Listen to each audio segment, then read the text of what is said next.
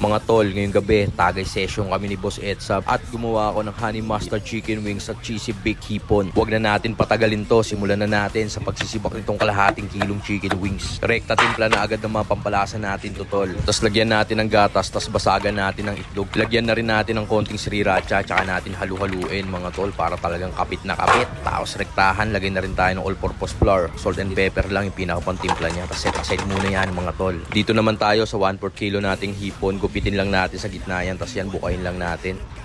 Edis naman tayo ng kalan dito. Gawa na tayo ng cheese sauce, yung natunaw yung butter. Lagay na natin itong 2 bloke ng melted cheese. Tapos tsaka natin lagyan ng evap. Tapos saka natin tunawin sa kanya sa mahinang apoy lang mga tol. Hanggang sa unti-unting naging ganyan yung consistency niya. Lagay na natin sa air fryer itong mga hipon natin mga tol. Tapos lagyan natin ng sambal antimano para talagang putok na putok sa taste buds mo. Tsaka ko linagyan ngayon ng melted cheese. Saka natin isalang dito sa air fryer kung mabisa tol. 10 minutes lang yan. Tapos after 10 minutes, ayan na, labas na natin. Rekta lagay muna sa plato mga tol. Tapos lagay na natin itong 3 natitirang hipon. Lagyan na lang natin ito ng onion dicks. Tapos tsaka natin lagyan ng keso sa ibabaw.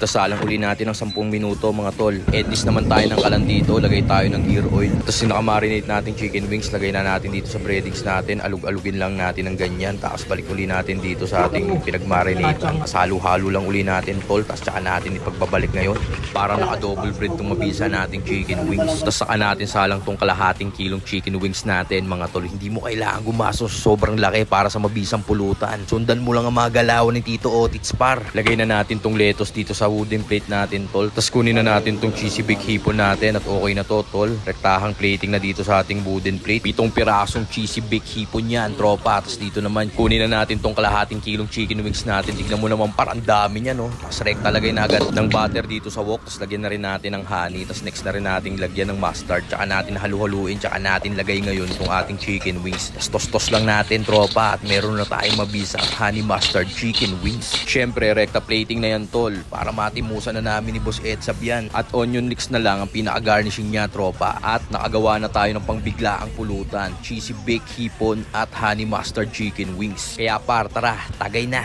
Yon mga tol, ngayong gabi, bahan kami ni Boss Edsab ng mabisang cheesy baked hipon na may sambal sa loob at honey mustard chicken wings.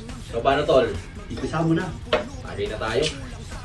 Mabibigyo isang pulutan na naman to. Yes. Buksaan na naman, Boss Edsab. Yan, ganito lang, kalakalahati lang. Ito eh. Boss Edsab, ikaw naman. Paano, tol? Bakbakan na natin yan. O sige. May sambal sa loob to, tol. Ako naman dito, tol. Sige. Honey mustard chicken. Yan. Ako ba naman? Ito mga tropo, may sambal sa loob yan.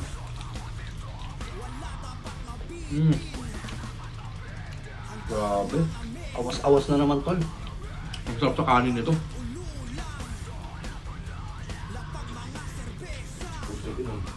Siyempre, magbubulay ka rin. Sarap ng manok, par.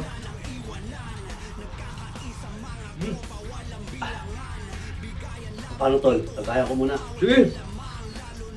Safe na safe, Boss Edsab. Sa'yo na. Salamat. Mga tropa, tara na't mag-relax. Ay, ay, ay. Boss Edsab, ikaw naman. Sige, sige. Mga kalmadong tagay lang para matagalan. Tamang madaling araw na naman to, tol. Mga magpopor na naman tayo matatapos niyan. Tol. Yay! Ayan, may sambal sa loob yan. Grabe. Tol, ang anghang. Mga tol, ito naman sa akin. Napakabisang chicken. Lutong-lutok ko pa.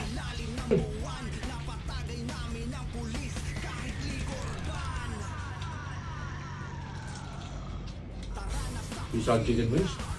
Sarap sa kanin ito, tol. Paano mga tropa? Enjoy muna namin to. Hanggang dito na lang. Peace!